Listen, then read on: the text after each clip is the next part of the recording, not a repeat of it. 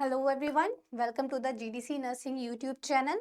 और NORCET 8 exam की preparations के लिए हम लोगों ने जो 100 क्लास चैलेंज का एक शेड्यूल लाया था, तो आज उस क्लास का हमारा 22nd क्लास है। और आज के इस क्लास में हम बात करेंगे पैथोलॉजी सब्जेक्ट से एक टॉपिक जो कि बहुत प्यारा टॉपिक है हमारा, ब्लड डिसऑर्डर्स। ब्लड डिसऑर्डर्स जो है हमें एकदम कवर करना है। ये बहुत छोटा सा और अच्छा टॉपिक है, इसको समझने के लिए हमें ज़्यादा मेहनत भी नहीं करनी है।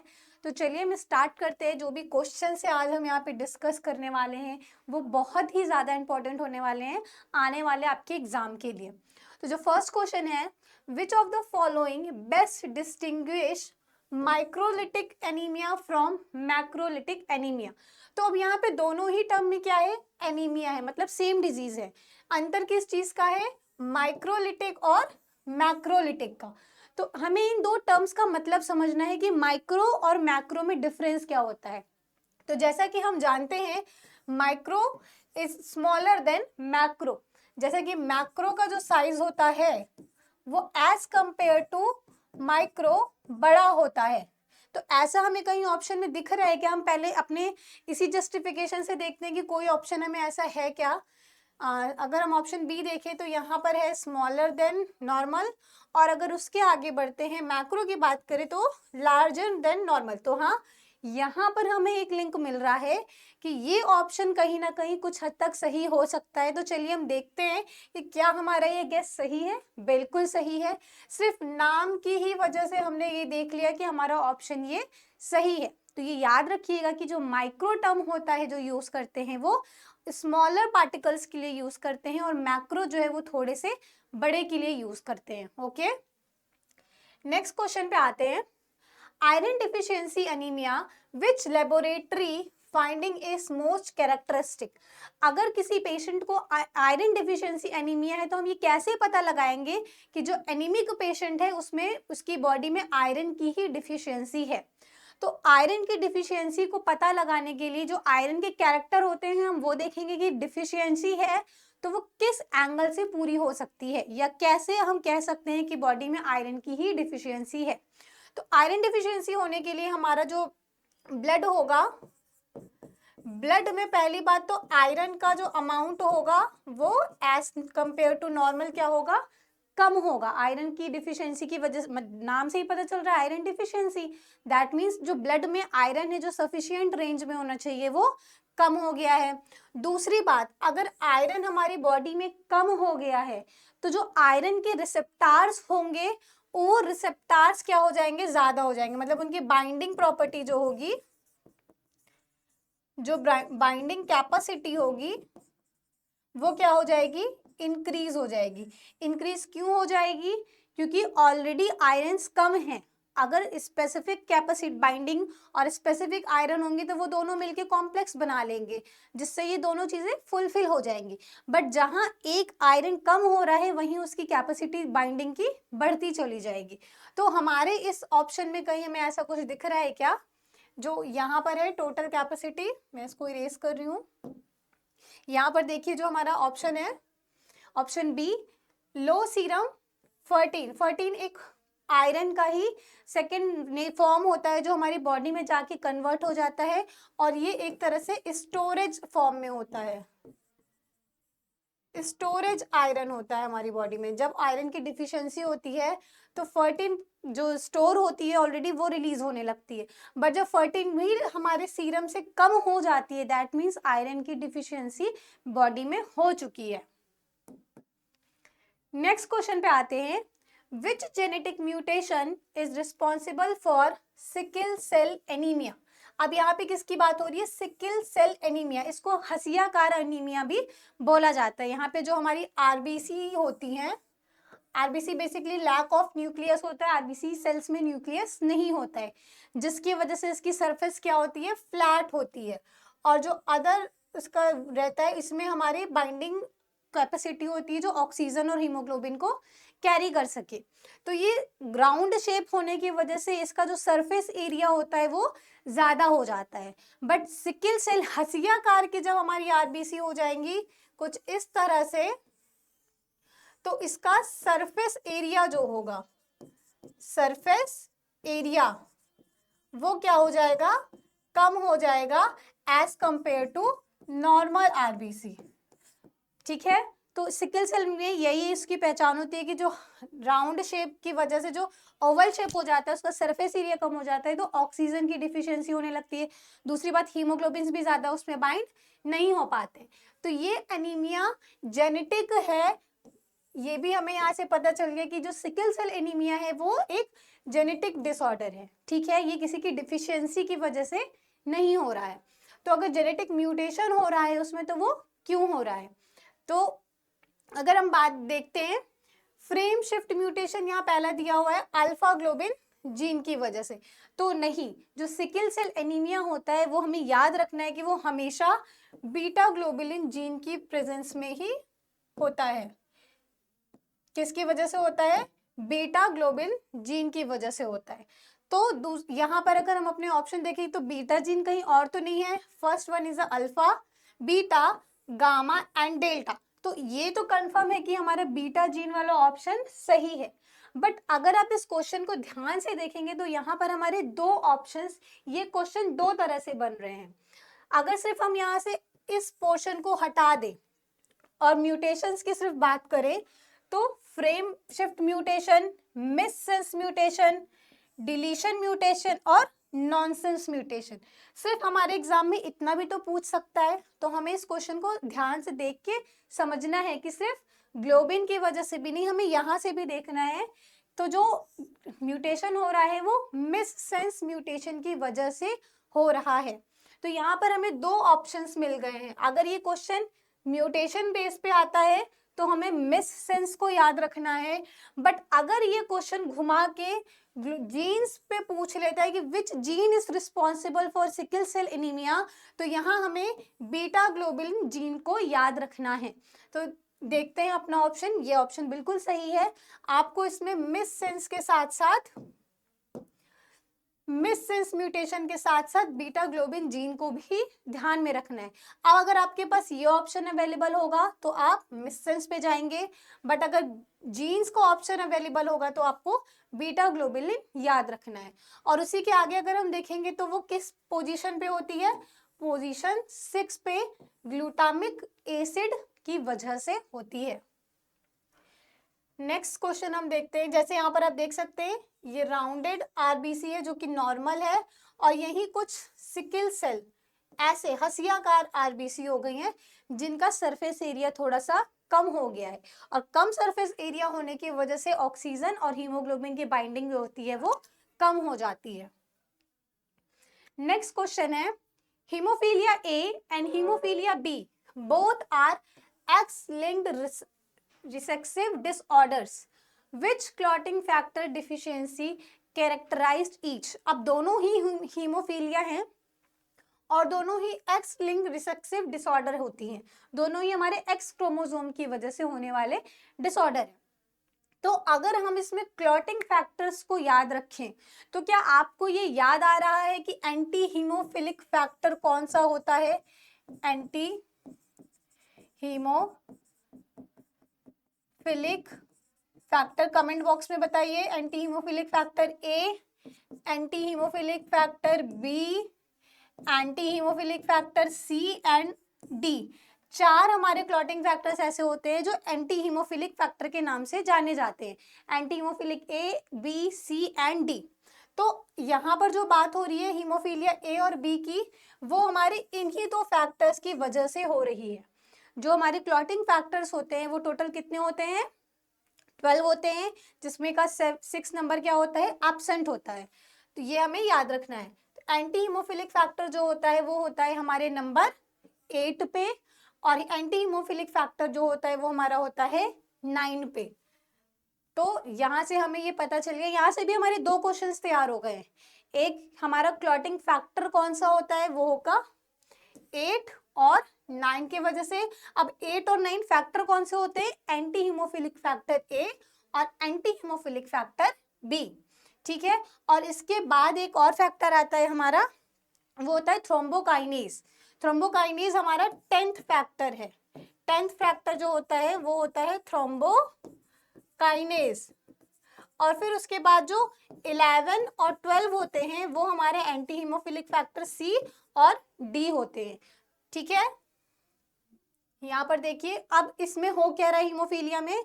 हीमोफीलिया में ये होता है जो ब्लीडिंग होती है, जो क्लॉटिंग यहाँ पे जमती है, जब एक्सेसिव प्लेटलेट्स का एडिशन नहीं हो पाता है, जो जो ब्लड होता है, क्लॉटिंग फैक्टर्स वहाँ पे प्रेजेंट नहीं हो पाते हैं, जिसकी वजह से जो ब्लड कोआगुलेशन होता है वो कॉन्टिन्यूसली होता रहता है और उसका ब्लीडिंग टाइम नॉर्मल टाइम से ज़्यादा हो जाता है। नेक्स्ट क्वेश्चन है हमारा, विच disorder is most commonly associated with deficiency of von Willebrand factor, that is VWF। तो अभी हमने प्रीवियस क्वेश्चन में कुछ बात की थी कि कुछ फैक्टर्स होते हैं जिनकी वजह से डिसऑर्डर्स हो रहे हैं, तो यहाँ पे भी सेम वही चीज़ है। तो अगर हम अपने ऑप्शंस पे देखें तो ए और बी तो नहीं हो सकते क्योंकि वो हीमोफीलिया के लिए रिस्पॉन्सिबल हो रहे हैं। थ्रोम्बोलिटिक थ्रोम्बोसाइटोपेनिक पुरपुरा ये भी हमारा एक नॉर्मल फैक्टर है जो किसी और कॉज के लिए रिस्पॉन्सिबल है। तो जो यहाँ से ऑप्शन आ रहा है हमारा वो है हमारा option C, like a name of disease like there option. तो हम कभी कभी जब हमारा दिमाग बिल्कुल काम नहीं करता, हम बहुत ज़्यादा स्ट्रेस में होते हैं, टाइम की कमी हो जाती है, तो हमें यहाँ पे कुछ ट्रिक्स यूज़ करनी होती हैं और वो ट्रिक्स कुछ इस तरह होती है कि हर क्वेश्चन का जवाब, हर आंसर उसी की क्वेश्चन में होता है। तो ये बात आप हमेशा ध्यान से देखिएगा कि क्वेश्चंस को कभी भी जल्दबाजी में मत पढ़िएगा। अगर आपने क्वेश्चन को एकदम ध्यान से पढ़ा है तो कहीं ना कहीं उसका जवाब उसी क्वेश्चन में छुपा होता है, बस हमें प्रैक्टिस की वजह से वो नजरिया चेंज होता जाता है। तो यहाँ पर जैसा कि हमने देख लिया डिफिशियंसी ऑफ वॉन विलेब्रेंड फैक्टर पूछा गया है तो वो उसी की डिजीज से रिलेटेड होगा। एक इजी क्वेश्चन था जो हमें ट्रिक से समझ गए हैं। नेक्स्ट क्वेश्चन है हीमोग्लोबिन इलेक्ट्रोफोरेसिस। इलेक्ट्रोफोरेसिस है, कुछ याद आया कि इलेक्ट्रोफोरेसिस क्यों होती है? Is an essential diagnostic test for which of the following condition. Electrophoresis जो होती है वो हम किस कंडीशन के लिए यूज करते हैं? अब यहाँ पे डायग्नोस्टिक किट की बात आ गई है कि हम कौन से मेथड से किस डिजीज की डायग्नोसिस करते हैं।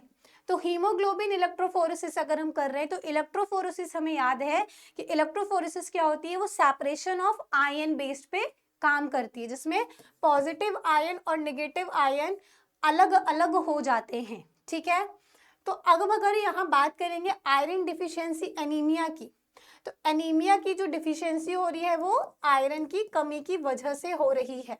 तो यहाँ पे तो सीधा सीधा वो आयरन ही रिस्पॉन्सिबल है। अगर आयरन कम हो रहा है तो हम जाहिर से समझ जाएंगे कि वो आयरन डिफिशियंसी ही है। थैलेसीमिया की बात करें या ए प्लास्टिक एनीमिया की बात करें तो ए प्लास्टिक एनीमिया किस वजह से हो रही है? बोन मैरो की में formation, lack of RBC.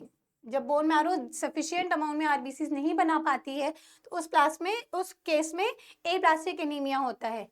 Pernicious anaemia, इसका भी एक अलग ही रोल होता है। तो जो हमारा यहाँ ऑप्शन है वो है ऑप्शन बी, थैलेसीमिया। थैलेसीमिया का जो डायग्नोस्टिक हम करते हैं वो by the help of haemoglobin electrophoresis के थ्रू करते हैं। यहाँ पे देखिए क्या हो रहा है, हीमोग्लोबिन इलेक्ट्रोफोरेसिस क्या कर रहा है? सेपरेट कर रहा है based on their charge in the diagnostic test. Choice for thalassemia and other hemoglobinoplasties, it defined abnormal hemoglobin variants. ठीक है, अब यहाँ पर abnormal hemoglobin हो रही है तो उसकी वजह से यहाँ पर हमारा टेस्ट फाइनल हो जाएगा कि यहाँ पर एक यूनिफॉर्म शेप की हमारी आरबीसीज थी, ब्लड सेल्स थी, और यहाँ पे डिफरेंट शेप की हो गई। तो यही शेप जो होता है, यही डिफरेंशिएशन जो होता है वो हमारा by the help of haemoglobin electrophoresis के थ्रू होता है।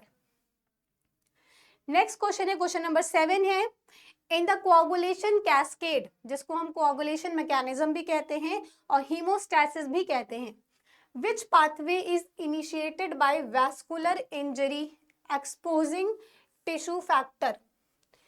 क्वेश्चन में ही आंसर है, यहाँ भी क्वेश्चन में ही आंसर है। यहाँ पे क्या पूछा गया है? Tissue factor. टिश्यू फैक्टर भी हमारे क्लॉटिंग फैक्टर्स में से एक फैक्टर है, याद करिएगा। टिश्यू फैक्टर को हम नंबर 3 का क्लॉटिंग फैक्टर मानते हैं। टिश्यू फैक्टर कौन सा होता है? नंबर 3 का होता है। यहाँ पर टिश्यू फैक्टर एक कोआगुलेशन फैक्टर है जो कहाँ यूज हो रहा है, वैस्कुलर इंजरी में। अब जल्दी से याद करते हैं कि कैस्केड मैकेनिज्म या होम्योस्टैसिस में, हीमोस्टैसिस में होता क्या है। हीमोस्टैसिस में बेसिकली दो पाथवे होते हैं, इंट्रिंसिक और extrinsic. Intrinsic that means inside, inside body, body के इनसाइड में जो हो रही है, और एक्सट्रिंसिक पाथवे जो कि आउटसाइड में हो रही है। कॉमन पाथवे जो इन दोनों को मिला मर्ज करने के बाद कॉमन कैस्केड चलती है।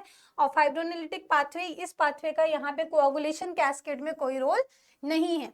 तो होता क्या है हमारी हीमोस्टैसिस में, जब कभी कोई इंजरी होती है, टिश्यू डैमेज होता है, तो डैमेज होने के बाद सबसे पहले हमारे टिश्यू फैक्टर 3 एक्टिवेट होता है, और वो एक्टिवेट होके कैल्शियम को एक्टिवेट करता है, और कैल्शियम के एक्टिवेट होने के बाद फर्दर मैकेनिज्म स्टार्ट हो जाती है। तो वैस्कुलर डैमेज या टिश्यू डैमेज हमारे एक्सट्रिंसिक पाथवे का पार्ट है। तो यहाँ का जो ऑप्शन है हमारा एक्सट्रिंसिक पाथवे बिल्कुल सही पाथवे। अगर हम इस डायग्राम से समझें, यहाँ पे दो पाथवे हैं हमारे, एक्सट्रिंसिक और इंट्रिंसिक पाथवे। टिश्यू फैक्टर हमारा क्लॉटिंग फैक्टर 3 है, जो कि कैल्शियम की हेल्प की वजह से, यहाँ पे कैल्शियम आएगा, कैल्शियम की हेल्प की वजह से टिश्यू फैक्टर एक्टिवेट होगा, और वो अदर फैक्टर्स को इन्वॉल्व करेगा, दैट इज 7 और 10, जिसकी वजह से थ्रोम्बिन बनेंगे, और थ्रोम्बिन से लास्ट फाइब्रिन, और फिर फाइब्रिन से हमारे थ्रेड बनेंगे, और यही थ्रेड जाके ब्लड को स्टॉप कर देंगे, ब्लड को कोआगुलेट कर देंगे बाय एक्सट्रिंसिक पाथवे। इंट्रिंसिक की अगर हम बात करें तो यहाँ पे टिश्यू फैक्टर इन्वॉल्व नहीं होता है, यहाँ पे हमारा direct anti haemophilic factor D involve हो रहा है, जो कि अदर सब्सटेंस को एक्टिवेट करते हुए कॉमन पाथवे में आता है, और थ्रोम्बिन को एक्टिवेट करके प्रोथ्रोम्बिन से थ्रोम्बिन बनाता है, थ्रोम्बिन से प्रोफाइब्रिनोजन को फाइब्रिन में कन्वर्ट करता है, और ये फाइब्रिन जाके loose dense connective tissue dense thread में कन्वर्ट हो जाते हैं, और उस थ्रेड की वजह से जो सेल रप्चर हुई होती है, जहां से ब्लड का आउटसाइड जा रहा है, ब्लड बह रहा है, वहां पे वो उसको क्या कर देते हैं, कंप्लीटली स्टॉप कर देते हैं। तो क्लॉटिंग फैक्टर्स को भी आपको एक बार मन में याद जरूर करना है कि कौन कौन से क्लॉटिंग फैक्टर्स होते हैं। नेक्स्ट क्वेश्चन की तरफ चलते हैं। Polycythaemia vera is primarily associated with a mutation.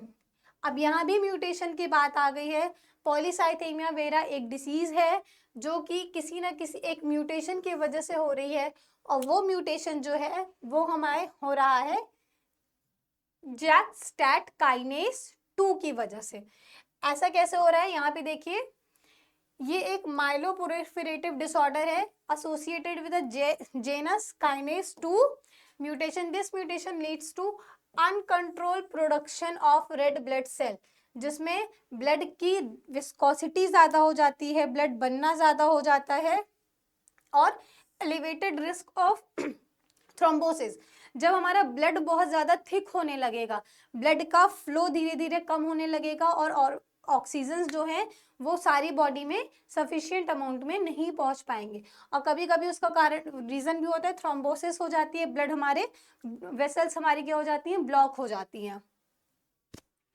Next question है, which type of anaemia is characterised by the bone marrow failure to produce adequate red blood cell resulting from autoimmune destructions. अभी अभी just कुछ ही समय पहले हमने एक बात की थी कि बोन मैरो में जब आरबीसी का फॉर्मेशन नहीं हो पाता है तो उसकी वजह से भी एक एनीमिया होता है जो अदर एनीमिया से अलग है। और क्या वो आपको इस स्क्रीन पे दिख रहा है, बिल्कुल दिख रहा है, वो है हमारा एप्लास्टिक एनीमिया। ठीक है, नेक्स्ट क्वेश्चन है question number 10th। In the evaluation of anaemia which laboratory test is most useful for determine whether the bone marrow is responding appropriate to anemia। अब यहाँ पर बात आ गई है कि बोन मैरो में आरबीसी का प्रोडक्शन ज्यादा हो रहा है या नहीं, या ये क्वेश्चन एकदम घुमा फिरा है, समझ में नहीं आ रहा, तो हम सिंपल लैंग्वेज में समझेंगे कि प्रोडक्शन ऑफ आरबीसी नॉर्मल है या नहीं। ठीक, हमें बस इस क्वेश्चन में यही मतलब समझना है कि बोन मैरो में आरबीसी का फॉर्मेशन प्रॉपर हो रहा है या नहीं हो रहा है। तो इस टेस्ट को, इसमें हम कौन से टेस्ट यूज करते हैं, तो इसमें जो हम बेसिकली ब्लड सेल जो होती है वो आरबीसी क्या होती है, रेड ब्लड सेल। और ये रेड ब्लड सेल्स जो बनती है वो कौन सी सेल से बनती है, वो हमारी बनती है रेटिकुलोसाइट सेल से। रेटिकुलोसाइट सेल्स कहाँ से बन आती हैं, ये हमारी आती हैं, स्टेम सेल होती है वो बोन मैरो में प्रेजेंट होती है। और बोन मैरो से जब फर्दर हमारा हीमोपोइसिस की प्रोसेस होती है, हीमोपोइसिस की प्रोसेस में लास्ट में जब दो डिवाइजेशन हो जाता है, जहां पर एक हमारी रेटिकुलोसाइट सेल बनती है, वो रेटिकुलोसाइट से न्यूक्लियस का इवैक्यूएशन हो जाता है, न्यूक्लियस यहाँ पर निकल जाता है। न्यूक्लियस के निकलने की वजह से ये सेल फ्लैट हो जाती है और तब ये आरबीसी में कन्वर्ट हो जाती है। ये हमारा न्यूक्लियस है। रेटिकुलोसाइट्स में हमारी न्यूक्लियस होता है और जैसे ये न्यूक्लियस सेल को छोड़ के बाहर चला जाता है, ये आरबीसी में कन्वर्ट हो जाता है। तो हमें आरबीसी का प्रोडक्शन किस पे डिपेंड है, रेटिकुलोसाइट्स पे। और उसके लिए हम जो टेस्ट करते हैं वो रेटिकुलोसाइट काउंट करते हैं। numbers of reticulocyte cells is directly proportional to formation of RBC।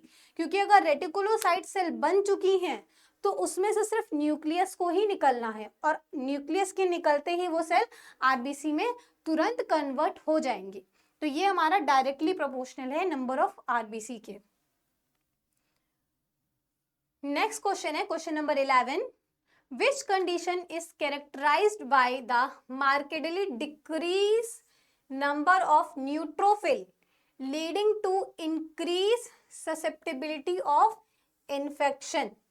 अब यहाँ पे क्वेश्चन फिर से घुमा के पूछा गया है, बट हमें कंफ्यूज नहीं होना है। इसने पूछा है कि न्यूट्रोफिल्स के नंबर जब डिक्रीज होते हैं इन्फेक्शन के इंक्रीज होने पे, तो वो ऐसी कौन सी कंडीशन है जहाँ पे ये पॉसिबिलिटी आती है। तो वहाँ पे जो पॉसिबिलिटी आती है वो आती है हमारी ए ग्रैनुलोसाइटोसिस। ये क्यों होती है, क्योंकि जब ए ग्रैनुलोसाइटोसिस क्या डिफाइन करती है, severe reduction of number of granulocytes particularly neutrophils which are critically for combating infection. ठीक है, हमारी न्यूट्रोफिल्स ही होती हैं जो प्राइमरी इन्फेक्शन से जाके लड़ती हैं, एक तरह से कह सकते हैं। जब फाइटिंग होती है जो सबसे पहले जो रिलीज होती है वो हमारे न्यूट्रोफिल सेल्स रिलीज होती हैं। तो ये इनवर्सली प्रोपोर्शनल होता है, जैसे जैसे इन्फेक्शन हमारी बॉडी में बढ़ता जाएगा न्यूट्रोफिल्स की नंबर कम होते जाएंगे। Next question, the formation of a platelet plug is an essential component of a hemostasis, which process describe the initial adhesion of platelet to the damaged vascular endothelium। अब यहाँ भी आपको दिख रहा होगा कि क्वेश्चन में ही इसका आंसर है। तो मैंने जैसा बोला था कि ये टॉपिक बहुत ही इजी है, इसमें कोई भी क्वेश्चन आपको ज्यादा कंफ्यूज बिल्कुल नहीं करेगा अगर आपका कॉन्सेप्ट एकदम क्लियर है। तो कॉन्सेप्ट में इसमें बेसिकली हमें हीमोस्टैसिस, हीमोपोइसिस और ब्लड ग्रुप के बारे में ही पढ़ना है और ज्यादा से ज्यादा जो थ्योरेटिकल बेस जाना है वो हमारे ब्लड डिसऑर्डर पे जाना है। अगर आपने ये चारों टॉपिक कवर कर लिए तो इसमें का कोई भी सिंगल क्वेश्चन आपका गलत नहीं हो सकता। तो अब इस क्वेश्चन को ध्यान से देखिए, इसने पूछा है platelet plug formation, haemostasis, blood coagulation, वही सेम टर्म है, दोनों सिनोनिम्स होते हैं। Hemo, that means blood, stasis to stop bleeding is known as hemostasis। Platelet plug formation जो होते हैं वो हमारी पहली स्टेप होती है हीमोस्टैसिस की। इसमें पूछा है वैस्कुलर एंडोथेलियम में कौन डैमेज होने के बाद इनिशियल एडेशन किस चीज का होता है। तो एडेशन से हमें याद रखना है कि किस चीज का एडेशन होने की वजह से हमारी ब्लड क्लॉटिंग रुकती है। तो वो ऑप्शन है हमारा प्लेटलेट एडेशन। कैसे, जब भी कभी टिश्यू में इंजरी होती है, ये इंजर्ड साइड है और यहाँ पर हमारा ब्लड लॉस हो रहा है, ब्लड का फ्लो इस तरफ है, ब्लड लॉस हो रहा है, ये हमारी ब्लड वेसल्स हैं और यहाँ पर loss of blood. Blood vessels जब रप्चर हो जाती है, कोई इंजरी हो जाती है, तो इंजरी के बाद जो ब्लड लॉस होने लगता है, तो यहाँ पे पहली हमारी प्लेटलेट्स होती हैं। जब सेम डायग्राम, ये तो हमारा ब्लड जा रहा था, ब्लड के में साथ साथ ब्लड के कंपोनेंट भी हमारे बाहर रिलीज होंगे। तो जब यहाँ पे प्लेटलेट्स भी जाने लगेंगी बाहर, मैं इसको, ये जो हमारी पर्पल है वो प्लेटलेट्स हैं। प्लेटलेट्स भी जब बाहर रिलीज होने लगेंगी, तो जो रिमेनिंग प्लेटलेट्स हैं वो अदर प्लेटलेट्स को सिग्नल ट्रांसफर करेंगी। सिग्नल ट्रांसफर करेंगी कि जो हमारी इंजर्ड साइट है, यहाँ पर हमें नंबर ऑफ प्लेटलेट्स को बढ़ाना है और एक थ्रेड लाइक स्ट्रक्चर बनाना है, तो जिसकी वजह से जो ब्लड है वो बाहर ना जाके अंदर ही फ्लो करे। तो यहाँ पर क्या हो जाएगा, स्टॉप ब्लीडिंग, या फिर लैक ऑफ लॉस। हमारा ज़्यादा लॉस नहीं होगा, ब्लीडिंग हमारी कंप्लीटली स्टॉप तो नहीं होगी, बट जो ब्लड का फ्लो है वो कम हो जाएगा। तो ये जो प्रोसेस चल रही है, इनिशियल कैस्केड चल रही है प्लेटलेट प्लग फॉर्मेशन की, तो जब प्लेटलेट प्लग बनते हैं यहाँ पे, तो वहाँ पर हमारी प्लेटलेट ही अढेर होती हैं एक दूसरे से। और जो प्लेटलेट होती हैं उनका नेचर ही ऐसा होता है, क्योंकि वो किसी शेप की नहीं होती हैं। जैसे आरबीसी स्पेसिफिक सर्कल है, तो एक सर्कल दूसरे सर्कल से अगर अटैच भी होना चाहेगा तो उसको सरफेस एरिया कम मिलेगा एक दूसरे से अटैच होने के लिए। बट प्लेटलेट्स क्या होती हैं, वो थ्रेड लाइक स्ट्रक्चर होते हैं। तो जब ये थ्रेड एक दूसरे से मिलके क्लम्प करते हैं तो एक गुच्छे का फॉर्मेशन करते हैं, इसी को बोलते हैं प्लेटलेट क्लम्प्ड। ये प्लेटलेट सारी एक दूसरे से क्लम्प्ड हो जाएंगी और यहीं पर प्लेटलेट अढेयर हो जाएंगी। अढेयर होने की वजह से वहां से जो ब्लड का फ्लो था वो धीरे धीरे क्या हो जाएगा, कम हो जाएगा। तो इस क्वेश्चन, ये बड़ा क्वेश्चन जरूर दिख रहा है बट बहुत ही इजी है। हीमोस्टैसिस का पूछा है, प्लेटलेट प्लग के बारे में पूछा है, तो यहाँ पर हमारा ऑप्शन क्या होगा, प्लेटलेट अडहेशन। मैकेनिज्म को अगर समझेंगे तो adhesion is the first step in hemostasis where platelet adhere to each other from make a collagen और bleeding को रोकने के लिए। नेक्स्ट क्वेश्चन है, in disseminated intravascular coagulation, ये भी एक हमारी डिजीज है, disseminated intravascular coagulation, which of the following best describe the underlying pathophysiology। अब इसमें डायरेक्ट पूछा है कि what is the pathophysiology to cause DIC, इसकी ईटियोलॉजी पूछी गई है इसमें कि इसका कॉज क्या है। तो जैसा कि हम जानते हैं, जो डिसिमिनेटेड इंट्रावैस्कुलर कोआगुलेशन, अब इसके नाम में ही इसका मतलब छुपा हुआ है। इंट्रावैस्कुलर कोआगुलेशन का मतलब क्या है, जो हमारी ब्लड है वो अंदर ही अंदर क्लॉट कर जा रही हैं, बिना इंजरी हुए क्लॉट कर जा रही हैं। जो अभी हमने पिछले क्वेश्चन में पूरी मैकेनिज्म देखी थी कि जब इंजरी हो रही है, ब्लड का लॉस हो रहा है, तो उस लॉस में प्लेटलेट अडहेयर हो रही हैं। इस केस में इसका जस्ट अपोजिट है, हमारी सेल बॉडी में कोई इंजरी नहीं हो रही है बट इंटरनली ही वो क्या हो जा रहा है, कोआगुलेशन का फॉर्मेशन हो जा रहा है। और वो कोआगुलेशन क्यों हो जा रही है, कंजप्शन ऑफ कुछ क्लॉटिंग फैक्टर्स की वजह से हो जाती हैं, जो ऑटोमेटिकली एक्टिवेट हो जाते हैं सर्टेन सिचुएशंस में।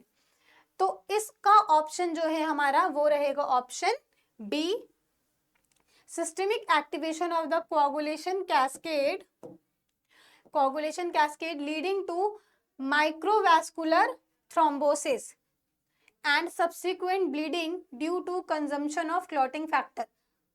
अगर आप ओरली कोई भी क्लॉटिंग फैक्टर इनटेक कर रहे हैं, कोई कंज्यूम कर रहे हैं, तो उसकी वजह से माइक्रोवैस्कुलर थ्रोम्बोसिस हो जाएगी, जो आगे जाके DIC में कन्वर्ट हो जाएगी। नेक्स्ट क्वेश्चन है, in the diagnosis of acute leukaemia what finding is most likely to be observed on a bone marrow biopsy।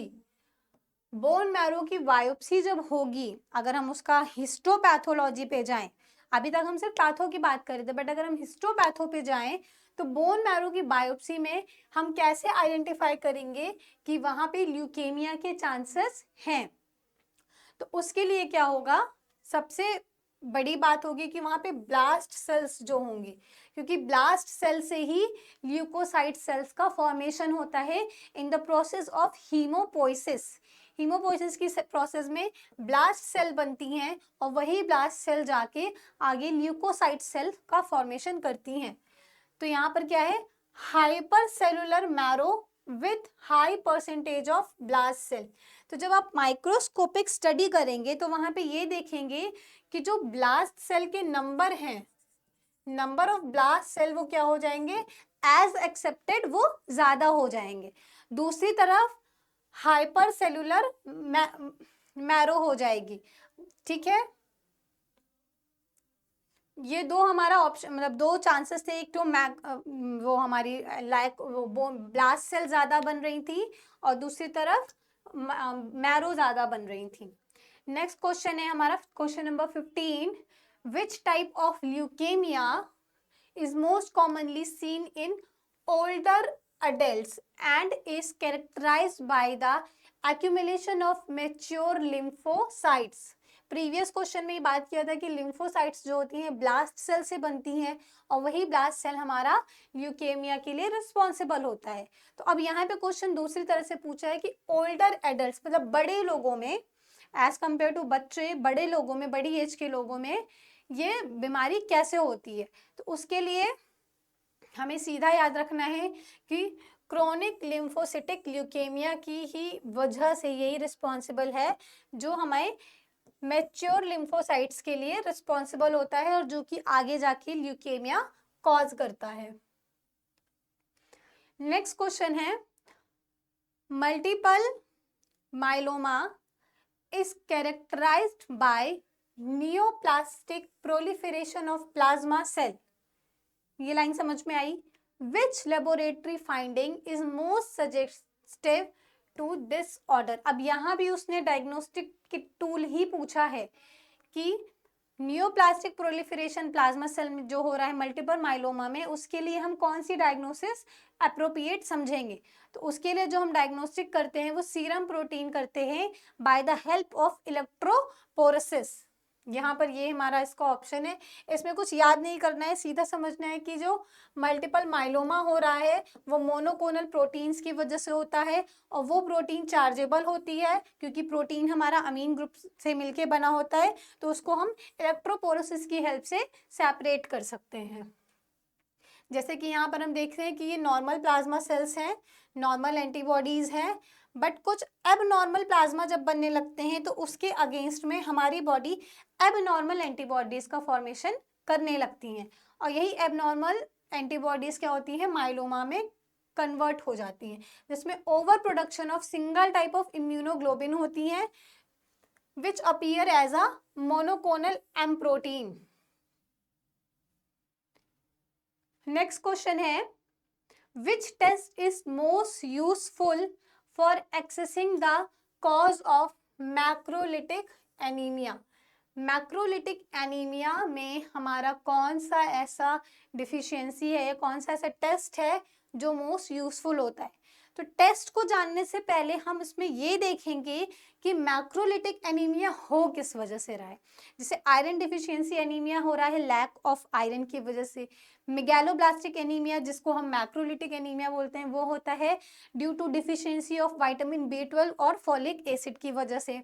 तीसरा जो होता है रेटिकुलर एनीमिया होता है, वो हमारी सिकल सेल एनीमिया होता है जिसमें सिकल सेल का शेप चेंज हो जाता है, वो रेटिकुलोसाइट्स की वजह से हो रहा है। तो यहाँ पर हमें जो ऑप्शन दिख रहा है वो है serum vitamin B12 on folate level. इस लेवल के कम या ज्यादा होने की डिफिशियंसी होने की वजह से हमें मैक्रोलिटिक एनीमिया का कॉज होता है, डिफिशियंसी ऑफ विटामिन B12 और folate. The mainstay of treatment for hemophilia is the replacement of which component। Haemophilia की अगर बात आई है तो हीमोफीलिया की बात आते ही मन में याद आना है कि हीमोफीलिया क्लॉटिंग फैक्टर की डिफिशियंसी की वजह से हो रहा है, और वो क्या जो फैक्टर है वो हीमोग्लोबिन ए है, बी है, सी है और डी है। तो हम ये देखेंगे कि हीमोफीलिया ए किसकी वजह से होता है, फैक्टर 8 की वजह से होता है।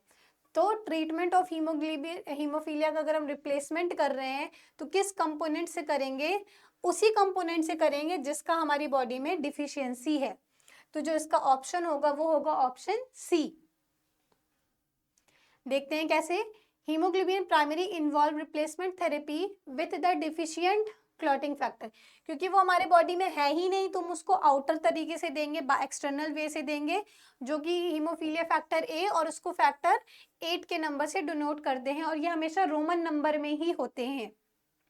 Concentration are administered while hemophilia B is managed by replacement of factor 9, factor 9 के रिप्लेसमेंट से हीमोफीलिया बी और 8 के रिप्लेसमेंट से हीमोफीलिया ए को हम ट्रीट करते हैं।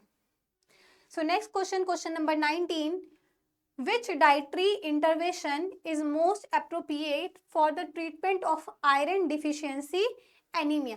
अब यहाँ पे डाइट चार्ट पूछा है कि हमें कौन कौन से ऐसे फूड इनटेक करने चाहिए, कौन कौन से ऐसे फूड इनटेक करने चाहिए for treatment of iron deficiency anaemia. तो जाहिर सी बात है, अगर आयरन की डिफिशियंसी हुई है तो हमें ऐसे फूड देने चाहिए जो आयरन रिच हो, जो इनटेक करे आयरन रिच को, प्लस विटामिन सी जो उसके ऑब्जर्प्शन को इंक्रीज करता है। तो यहाँ पे सीधा ऑप्शन है हमारा option C, increase intake of iron rich food. और आयरन के साथ साथ अगर हम विटामिन सी भी लेंगे तो विटामिन सी क्या करेगा, आयरन के एब्जॉर्प्शन को हमारी जीआईटी में बहुत तेज कर देगा। उसी जगह अगर हमने आयरन के साथ कैल्शियम को ले लिया तो यहाँ पर इसका एब्जॉर्प्शन एकदम लो हो जाएगा। ये दो सब कॉन्ट्राइंडिकेटेड भी होते हैं और ड्रग ड्रग इंटरैक्शन का भी यहाँ पर एक अच्छा एग्जाम्पल है। तो अगर हम सिनर्जिस्टिक इफेक्ट देखते हैं तो आयरन के साथ हम विटामिन सी दे सकते हैं, बट अगर एंटागोनिस्टिक देखेंगे तो आयरन के साथ हम कैल्शियम को याद करेंगे, जो कि एक दूसरे को साथ नहीं देना चाहिए। इनका इंटरवल थोड़ा ज्यादा होना चाहिए, आधे घंटे के गैप के बाद आपको इन दोनों को लेना है। नेक्स्ट क्वेश्चन है question number 20, which of the following is a potential complication of multiple blood transfusion. अगर आप बार बार ब्लड का ट्रांसफर कर रहे हैं, ब्लड ट्रांसफ्यूजन भी हम बहुत से केस में करते हैं, ब्लड कैंसर के केस में करते हैं, तो अगर हम बार बार किसी का ब्लड ट्रांसफर कर रहे हैं, ठीक है, ब्लड ट्रांसफ्यूजन कर रहे हैं, तो उसमें कौन सी ऐसी कॉम्प्लिकेशंस हो सकते हैं। अगर आप ब्लड ट्रांसफर कर रहे हैं तो आयरन डिफिशियंसी तो उस ब्लड में ही रहेगी, अगर ऑलरेडी डिफिशियंट है तो रहेगा, बट अगर ट्रांसफर कर रहे हैं तो सिर्फ आयरन की डिफिशियंसी इकलौती नहीं होगी। Transfusion related acute lung injury, transfer related acute lung injury बिल्कुल हो सकती है, क्योंकि जब हमारी ब्लड सप्लाई तो जो ऑल ओवर द बॉडी में होती है तो उसका प्यूरिफिकेशन का काम लंग्स का होता है, और अगर बार बार आप उसका ब्लड चेंज करते जा रहे हैं तो लंग्स में कई तरह की एंटीबॉडीज बनने लगेंगी फॉरेन ब्लड के लिए, क्योंकि वो ब्लड बाहर से आ रहा है, भले ही ब्लड ग्रुप मैचिंग है तो क्या हुआ, ब्लड के अंदर के जो कंपोनेंट्स, एक्स्ट्रा सेलुलर कंपोनेंट्स हैं वो चेंज रहते हैं। कोई भी इन्फेक्शियस ब्लड अगर हमारी बॉडी में आ जाएगा तो उसके लिए लंग्स में जब प्यूरिफिकेशन प्रोसेस होगी तो वहाँ पे डिफरेंट टाइप ऑफ एंटीबॉडीज बनने लगेंगी। नेक्स्ट ऑप्शन है हमारा haemolytic anaemia due to inadequate production, तो ये भी पॉसिबल नहीं हो सकता, ये प्रॉपर्टी हमारी नहीं है। Increase production of platelet, platelets जो है वो हमारे ब्लड कंपोनेंट से अलग पार्ट है जो प्लाज्मा का हिस्सा है। तो यहाँ पर हमारा ऑप्शन है option B, transfusion related acute lung injury. कैसे हो रही है, क्योंकि जो वो क्या हो रही है, यहाँ पे ब्लड ट्रांसफ्यूजन जब हो रहा है वो नॉन कार्डियोजेनिक पल्मोनरी एडिमा को कॉज करेगा, रेस्पिरेटरी डिस्ट्रेस होगा often due to donor antibodies reacting with recipient leukocytes, क्योंकि जब डोनर की एंटीबॉडीज भी हमारी ब्लड में आएंगी, साथ साथ कुछ फॉरेन पार्टिकल्स आएंगे, कुछ इन्फेक्शियस बॉडी आएंगी, तो हमारी बॉडी को वो एक्सेप्ट करने के लिए ल्यूकोसाइट सेल्स भी रिलीज होंगी हमारे लंग्स में, जिसकी वजह से लंग्स के ऊपर एक स्ट्रेस ज़्यादा हो जाएगा, एक वर्कलोड ज़्यादा आ जाएगा। ब्लड पंप करने, प्यूरिफाई करने के साथ साथ उसको ब्लड को प्यूरिफाई भी करना पड़ेगा, उसको कंप्लीटली चेक भी करना पड़ेगा बॉडी में पूरा या हमारे लेफ्ट के हार्ट के लेफ्ट चैम्बर में भेजने से पहले। तो प्राइमरी स्टेप में क्या हो रहा है, जो एल्वेओलाइज है हमारी, वो कैडरिन प्रोटीन्स का फॉर्मेशन को बढ़ा देती हैं। कैडरिन प्रोटीन्स क्या करेंगे, पल्मोनरी रिएक्शंस जब होने लगेंगी तो उसकी वजह से फाइब्रिन क्लॉट और रिएक्टिव ऑक्सीजन स्पीसीज जैसी काफ़ी चांसेस पॉसिबिलिटी बढ़ जाएंगी जो लंग्स में हो सकती हैं। नेक्स्ट क्वेश्चन है, idiopathic thrombocytopenic purpura ITP is best characterised by which of the following. अगर हम इसकी ईटियोलॉजी को देखें या डेफिनेशन देखेंगे तो ITP का क्या एक नॉर्मल डेफिनेशन हो सकती है। तो ITP हो किसकी वजह से रही है, पहली बात ये जाननी है हमारी कि ये डिजीज कौन सी है। ये एक ऑटो इम्यून डिजीज है जो हमें यहाँ पे दिख रही है, ये एक ऑटो इम्यून डिजीज है और इसका जो रिलेशन है वो हमारी प्लेटलेट से होता है। दूसरा पॉइंट भी हमें इसी ऑप्शन में मिल गया, तो हमें और किसी ऑप्शन पे नहीं जाना है, इसी ऑप्शन को टिक कर देना है, ठीक है। नेक्स्ट क्वेश्चन है, thrombotic thrombocytopenia, same question, is associated with which की क्लिनिकल फीचर। क्वेश्चन सेम वही है, थोड़ा सा ट्विस्ट किया गया है और आंसर भी हमारे यहाँ पर अलग हो गए हैं। तो ये मत सोचिएगा कि एक सेम क्वेश्चन का दो ऑप्शन बार बार क्यों दे रहे हैं, इसमें हमारा जो पॉइंट है और जो पूछने का तरीका है वो थोड़ा अलग है। तो यहाँ पे हमें ये ध्यान रखना है, अभी पिछले क्वेश्चन में हमने देखा था कि वो प्लेटलेट से रिलेटेड फैक्टर है, ऑटो इम्यून का फैक्टर है। उसके अलावा अगर हम इसकी बात करेंगे तो ये थ्रोम्बोसाइटोपेनिया भी इसका एक फीचर होता है।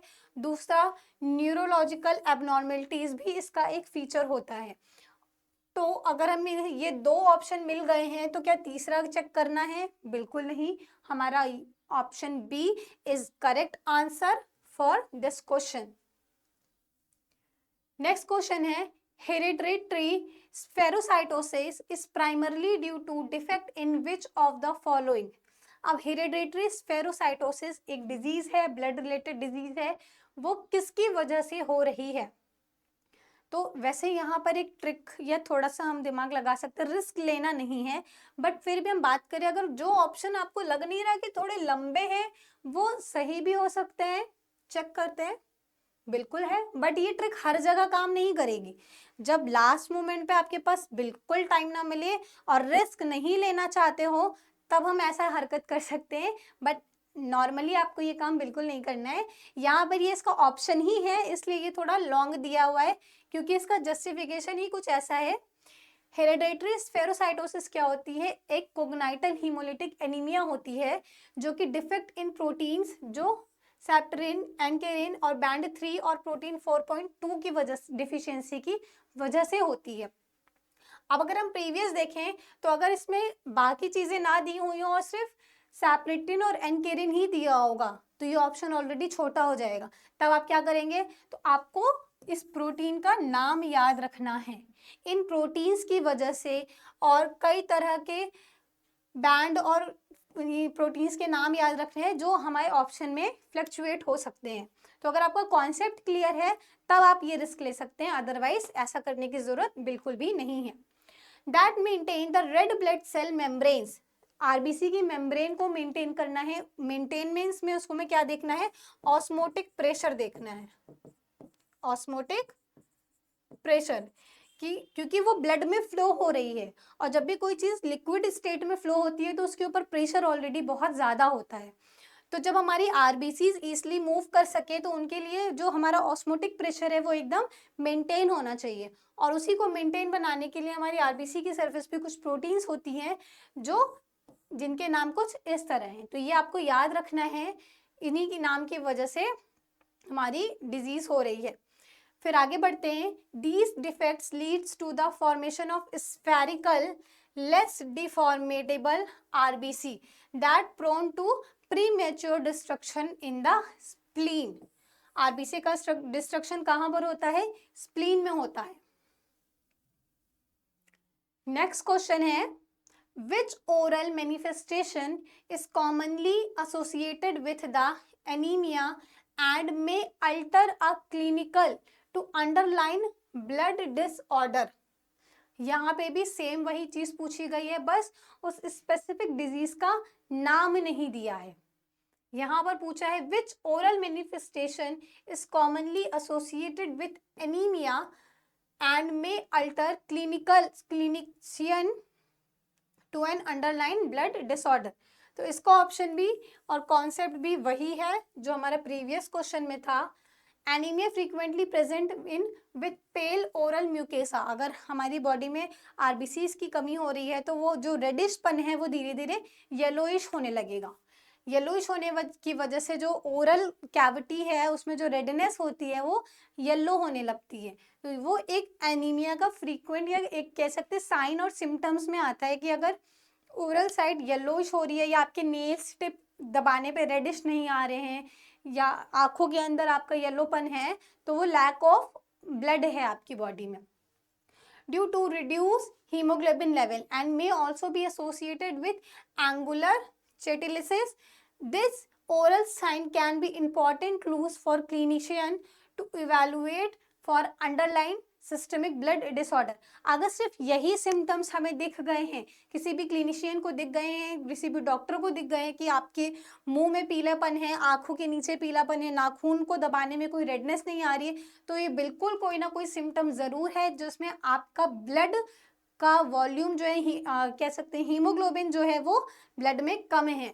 तो उसके लिए डायग्नोस्टिक फर्दर करने के लिए हम प्रॉस्पर टेस्ट फिर लिखेंगे। तो आज के सेशन का लास्ट क्वेश्चन है, in the management of polycythaemia vera which of the following is a primary treatment. Polycythaemia के लिए हम कौन सा प्राइमरी ट्रीटमेंट को यूज करेंगे? तो पॉलीसाइथेमिया को यूज करने के लिए हम क्या करेंगे? हीमोक्रिटिक लेवल को ध्यान में रखेंगे। तो हीमोक्रिटिक लेवल हमारा यहाँ पर मिल रहा है और इसको समझने के लिए हम ऐसे देखेंगे, polycythaemia is characterise by increase red blood cell. यहाँ पर क्या हो जा रही है, हमारी आरबीसी नॉर्मल लेवल से भी ज्यादा हो जा रही हैं। तो आरबीसी के ज्यादा होने की वजह से हमें क्या करना है, उस लेवल को कम करना है। कम करने के लिए हम ऐसी अलग मेडिसिन यूज करेंगे जो थ्रोम्बोलिसिस करे, थ्रोम्बोटिक प्रोसेस को इन्हेंस करे, ब्लड में की जो फ्लो है ब्लड फ्लो को नॉर्मल बनाए, ब्लड की थिकनिंग को रिड्यूस करे। तो ये आज का हमारा सारे 25 इंपॉर्टेंट क्वेश्चन थे ब्लड डिसऑर्डर से, जो आपके नॉर्सेट 8 के लिए बहुत ही यूजफुल होने वाले हैं और साथ ही साथ अदर कॉम्पिटिटिव एग्जाम्स के लिए भी ये बहुत यूजफुल है। सो अगर आपको ये वीडियो पसंद आई हो तो please like, share and subscribe this channel. Wish you very all the best for your नॉर्सेट 8 exam. Do hard work for your future goal. Thank you.